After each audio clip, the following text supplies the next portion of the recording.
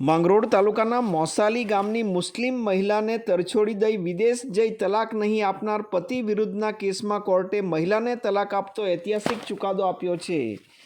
માંગરોળ તાલુકાના મોસાલી ગામની શહેનાજ રંદેરાના લગ્ન સમાજના રીતિરિવાજ અનુસાર ભરૂચ જિલ્લાના અંકલેશ્વર તાલુકાના જૂના દીવા ગામના ઇબ્રાહીમ યાકુબ બણવા સાથે થયા હતા। લગ્ન વર્ષ 2011માં કરવામાં આવ્યા હતા અને ત્યારબાદ પતિ દ્વારા મારઝૂડ કરવામાં આવતી હતી। પત્નીને ત્રાસ આપવામાં આવતો હતો, જેથી તેઓ પુત્ર અયાન સાથે પોતાના વતનના ગામે આવી ગયા હતા અને એકલવાયુ જીવન જીવતા હતા।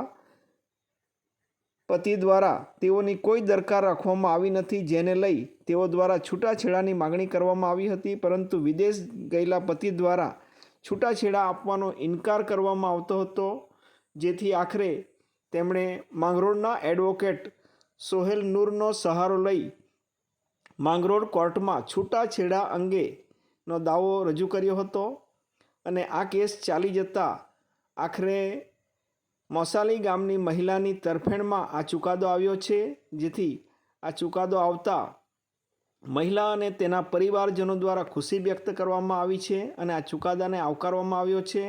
માંગરોળના એડવોકેટ સોહેલ નૂરે આ ચુકાદાને આવકાર્યો છે અને મુસ્લિમ સમાજ માટે એક ન્યાયિક અને ઐતિહાસિક ચુકાદો હોવાનું તેમણે જણાવ્યું છે।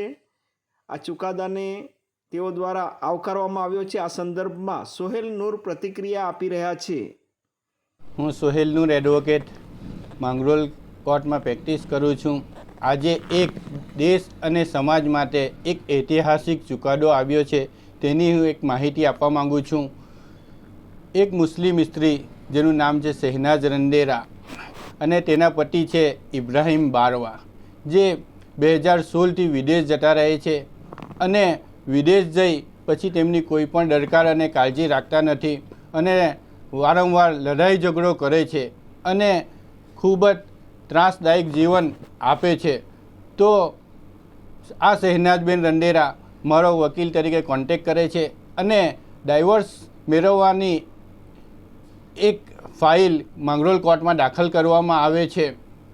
મુસ્લિમ ડિસોલ્યુશન ઓફ મુસ્લિમ મેરેજ એક્ટ 1939ની કલમ 2(4) મુજબ માંગરોળ કોર્ટમાં દાવો દાખલ થાય છે અને 2016થી 2023 એટલે કે છેલ્લા 8 વર્ષ સુધી પ્રતિવાદી એટલે કે ઇબ્રાહીમ યાકુબ બારવા એમના પતિ, જે શહેનાજ રંદેરાને કોઈ પણ રીતે મદદરૂપ થતા નથી અને એક ત્રાસદાયક જીવન વિતાવવા માટે તેમને છોડી દેવામાં આવે છે અને તે ગ્રાઉન્ડ ઉપર માંગરોળ કોર્ટમાં દાવો દાખલ કરવામાં આવે છે, જે દાવો માંગરોળ કોર્ટ ઐતિહાસિક ચુકાદા રૂપે મંજૂર કરે છે અને માંગરોળ કોર્ટ ન્યાયિક ચુકાદા રૂપે આ શહેનાજ બારવાને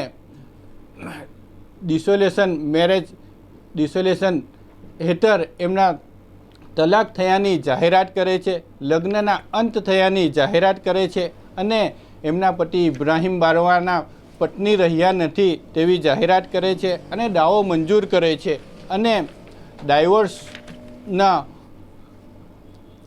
ઇબ્રાહીમ બારવાના પતિવાદી સાથે છૂટાછેડા લગ્ન વિચ્છેદની જાહેરાત કરતો હુકમ તારીખ 29/8/2000ના રોજ ફરવામાં આવે છે। આ એક ઐતિહાસિક ચુકાદો છે। મુસ્લિમ સમાજ અને સમગ્ર દેશ માટે એક ઐતિહાસિક ચુકાદો છે કે એક મુસ્લિમ સ્ત્રી જે એના પતિ તલાક નહીં આપતો હોય તો તેવા સંજોગોમાં કોર્ટમાં જઈને પણ એ તલાક મેળવી શકે છે, તે મુજબના એક ચુકાદો છે।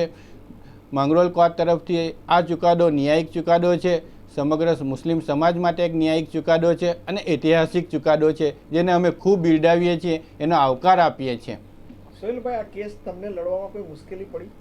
આ કેસ જ્યારે મેં હાથ પર લીધો ત્યારે મુસ્લિમ સમાજ તરફથી વ્યક્તિગત રીતે મારા ઉપર પણ આક્ષેપો કરવામાં આવ્યા, મને ખૂબ બદનામ કરવાની કોશિશ કરવામાં આવી।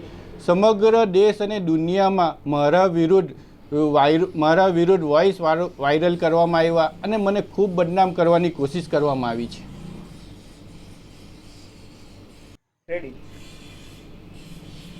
આ શહેનાજબેન રંદેરા બાબતે દારૂલિપ્તા દાભેલમાં ફતવો પણ પૂછવામાં આવ્યો હતો અને તેમણે પણ નિકાહ ખતમ થયાની નિકાહ ખતમ થયાનો ફતવો આપેલ છે અને બીજી જગ્યાએ લગ્ન કરી શકો છો તેવો ફતવો પણ આપેલ છે.